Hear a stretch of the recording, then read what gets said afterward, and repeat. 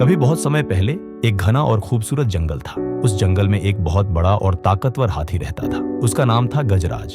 गजराज जंगल का सबसे बड़ा जानवर था। उसकी चाल से जमीन हिलती थी, उसकी सूंड से पेड़ झुक जाते थे और उसकी दहाड़ जैसी आवाज से पूरा जंगल गूंज उठता था। जंगल के सारे जानवर उससे डरते भी थे और उसका सम्मान भी करते थे। लेकिन गजराज में एक कमी थी, वो बहुत घमंडी था।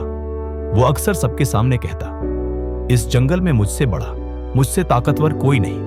मैं सबसे तेज हूं, सबसे मजबूत हूं और सबसे समझदार भी।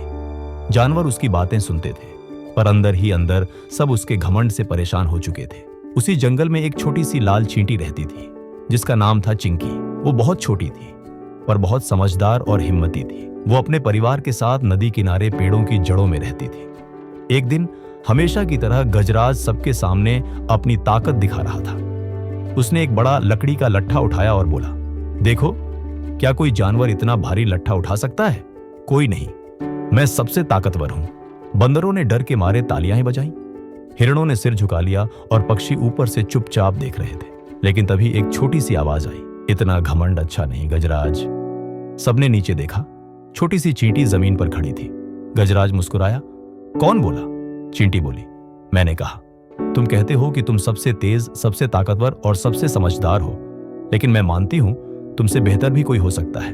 गजराज हंस पड़ा। उसकी हंसी से पेड़ों के पत्ते हिलने लगे। तुम जैसी छोटी सी चींटी मुझसे बेहतर? हाँ हाँ हाँ। चिंकी बोली, हाँ, क्यों नहीं? ताकत से ज्यादा जरूरी है अक्ल और हिम्मत। गजराज बोला, तो फिर साबित करो। बताओ, कैसे जानूं कि तुम मुझसे बेहतर हो? चिंकी बोली, कल सुबह दौड़ लगाते हैं, नदी के किनारे से लेकर उस बड़े बरगद के पेड़ तक। गजराज जोर से हंसा। तुम मेरे साथ दौड़ोगी? ठीक है, लेकिन हारने के बाद रोना मत। चिंकी बोली, देखते हैं कौन रोएगा। अगले दिन पूरा जंगल इकट्ठा हो गया। हर पेड़ पर जानवर बैठे थे, बंदर, तोते, खरगोश, सबको इंतजार था कि अब क्या होगा। तोता सीटी बजाता है, तैयार हो जाओ, 1 2 3 शुरू। गजराज जोर से दौड़ा।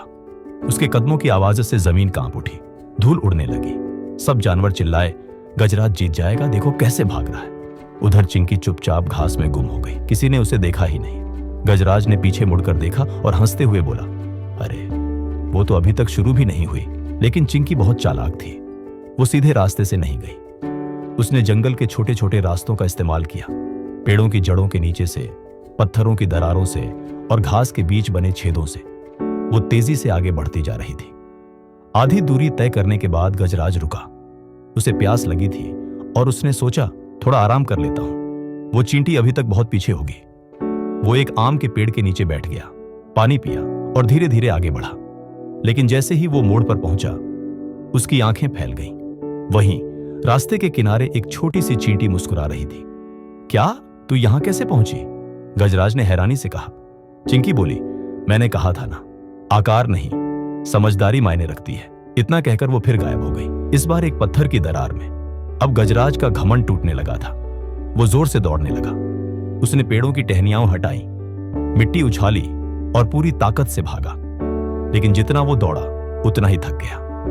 रास्ता अब कीचड़ भरा और फिसलन वाला था। उसके पैर दलदल में फंस गए। वो निकलने की कोशिश करता रहा, पर हर कदम मुश्किल होता जा रहा था। वहीं चिंकी पेड़ों की जड़ों के बीच से गुजरती हुई आसानी से आगे बढ़ती जा रही थी। उसे न थकान थी, न डर, बस जीत की लगन थी। थोड़ी देर बाद गजराज ने आखिरकार खुद को कीचड़ से निकाला और आखिरी कोशिश के लिए पूरी ताकत लगाई।